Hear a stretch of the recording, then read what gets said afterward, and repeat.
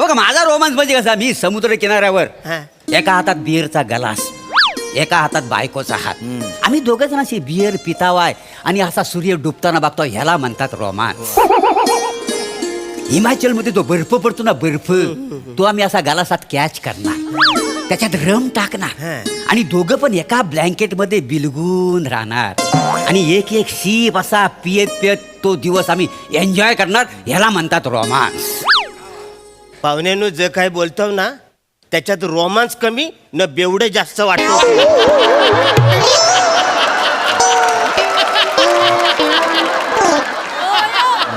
अहो सगळीकडे तुम्हाला दारूच प्यायला पाहिजे का? क्योंकि नशा प्यार बढ़ाता है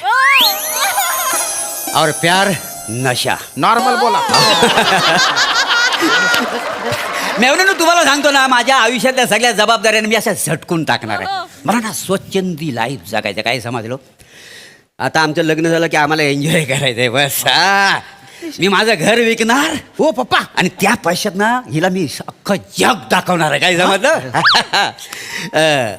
मेवणेनू, मी माझ्या बायकोला घेऊन हनीमूनला गोव्याला जाणार आहे. अहो आताच बोललो ना मी जग फिरणार आहे, डायरेक्ट गोव्यात कुठं आलो. माझं जग गोवाच आहे. अरे काय बोल, मानव नका शिकव. आणि कसं आहे, त्या गोव्याला गेलो ना मी गोव्याला, की तुम्हाला सांगतो अशा नारळाच्या चित्राची चड्डी घालणार आणि उघडा बम असा मी वालूत बसणार आहे. ही माझी बायको म्हणजे 2 पीस घालून पामेरा सारखी आहे ना, समुद्रात अशी बाहेर येणार, अशी येणार आणि मी एन्जॉय करणार आहे, काय समजलं. लय एन्जॉय करणार आहे. शिबाई मला नाही जमणार हे असं काही. नाही का नाही जमणार तुम्हाला. अरे आजकाल ना बुकनीचीच फॅशन आहे का नाही. अरे बुकनीच्या दादा काय झालं. तू आजचा आहेस काय रे, तू काल परवाचा आहेस वसाया.